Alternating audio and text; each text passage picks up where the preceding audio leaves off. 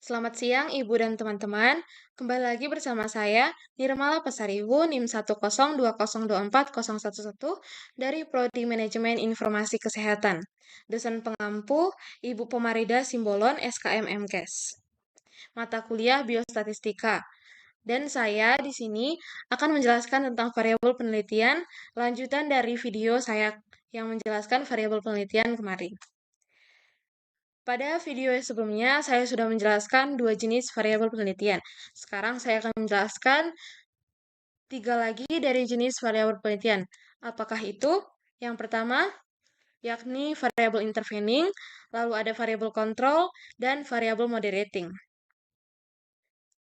Yang pertama, variabel intervening. Variabel intervening atau penghubung adalah variabel yang secara teoritis mempengaruhi hubungan antara variabel independen dan dependen menjadi hubungan yang tidak langsung dan tidak dapat diamati dan diukur.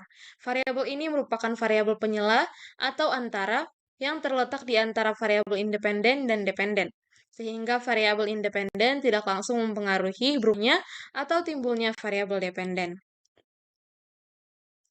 Lalu ada variabel kontrol.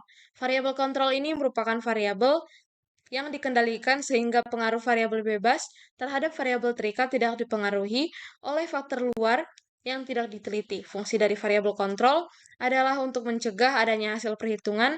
Bias variabel kontrol adalah variabel yang melengkapi atau mengontrol hubungan kausalnya supaya lebih baik untuk mendapatkan model empiris yang lengkap dan lebih baik.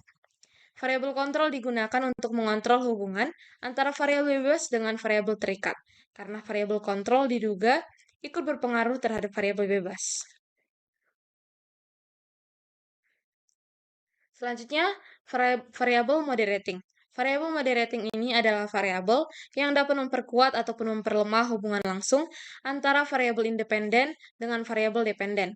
Variabel moderating adalah variabel yang mempunyai pengaruh terhadap sifat atau arah hubungan antar variabel. Sifat atau arah hubungan antara variabel-variabel independen dengan variabel-variabel dependen kemungkinan positif atau negatif tergantung pada variabel moderating ini. Oleh karena itu, variabel moderating ini dinamakan pula sebagai kontingensi variabel. Selanjutnya ini merupakan hubungan-hubungan antara variabel-variabel penelitian. Yang pertama adalah variabel independen. Variabel independen ini yang mempengaruhi variabel-variabel lain.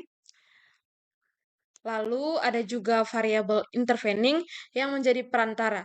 Jadi variabel intervening ini variabel yang menjadi jembatan atau variabel perantara antara variabel independen dengan variabel dependen.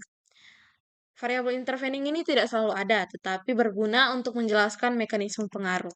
Lalu variabel dependen, variabel yang dipengaruhi oleh variabel dependen, langsung ataupun lewat dari intervening. Lalu ada juga variabel kontrol, variabel yang dikendalikan ataupun yang dijaga agar tidak mengganggu hubungan antara variabel X dengan Y. Biasanya variabel kontrol ini digunakan untuk memastikan hubungan antara X dan Y tidak dipengaruhi faktor luar. Lalu terakhir ada variabel moderating yang berfungsi untuk memperkuat ataupun memperlemah hubungan antara variabel independen dan dependen. Variabel moderating ini bukanlah perantara, tetapi ia memodifikasi kekuatan hubungan. Lalu contoh yang dapat kita ambil dari kelima variabel penelitian ini. Misalnya, dalam suatu judul penelitian, judulnya optimalisasi program pengembangan kompetensi SDM terhadap peningkatan akurasi dokumen medis di fasilitas pelayanan kesehatan. Yang dimana variabel independennya adalah program pengembangan kompetensi SDM karena mempengaruhi variabel dependen. Variabel interveningnya pengalaman pengguna dalam mengoperasikan sistem informasi. Itulah yang menjadi perantara antara program pengembangan kompetensi SDM dengan akurasi dokumen medis. Dan variabel dependennya akurasi dokumen medis yang dipengaruhi oleh variabel independen. Lalu variabel kontrol, latar belakang pendidikan petugas atau jenis layanan medis yang dikontrol agar tidak mempengaruhi hubungan utama. Lalu yang terakhir variabel moderatingnya yakni dukungan manajemen. Dukungan manajemen ini untuk memperkuat hubungan antara kompetensi SDM dengan pengalaman pengguna sistem informasi. Selanjutnya kita akan melanjutkan membahas kasus-kasus yang termasuk dalam variabel penelitian ini. Yang pertama, kasus pertama, sebuah rumah sakit melakukan pelatihan penggunaan sistem informasi kesehatan bagi petugas rekam medis. Setelah pelatihan, rumah sakit melihat adanya peningkatan ketepatan dalam pengisian data pasien. Namun, peneliti menemukan bahwa peningkatan tersebut sebenarnya terjadi karena terlebih dahulu meningkatnya pemahaman petugas terhadap sistem. Berdasarkan kasus tersebut, yang berperan sebagai variabel intervening adalah jawabannya adalah C, pemahaman petugas terhadap sistem. Mengapa dikatakan pemahaman petugas terhadap sistem merupakan variabel intervening? Karena variabel independen dari kasus ini yakni pelatihan penggunaan sistem informasi kesehatan.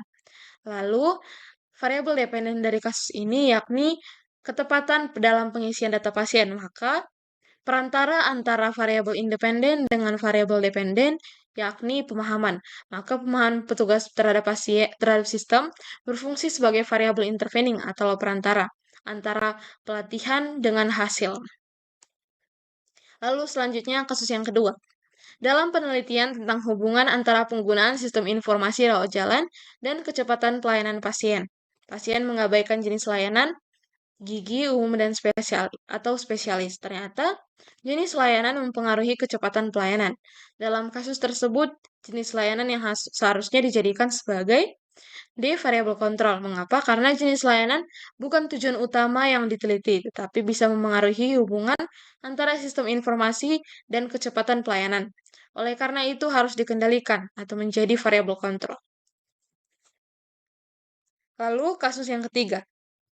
Sebuah penelitian ingin melihat pengaruh antara ketersediaan fasilitas teknologi, komputer dan jaringan terhadap efektivitas penggunaan sistem informasi kesehatan. Ditemukan bahwa dukungan pimpinan memperkuat hubungan antara kedua variabel tersebut. Apakah peran dukungan pimpinan dalam penelitian tersebut? Peran dukungan pimpinan ini menjadi variabel moderating. Mengapa? Karena dukungan pimpinan tidak berada di jalur hubungan langsung, namun memperkuat hubungan antara variabel bebas dan terikat. Maka dari itu, dukungan pimpinan itu berfungsi sebagai variabel moderating atau memperkuat hubungan.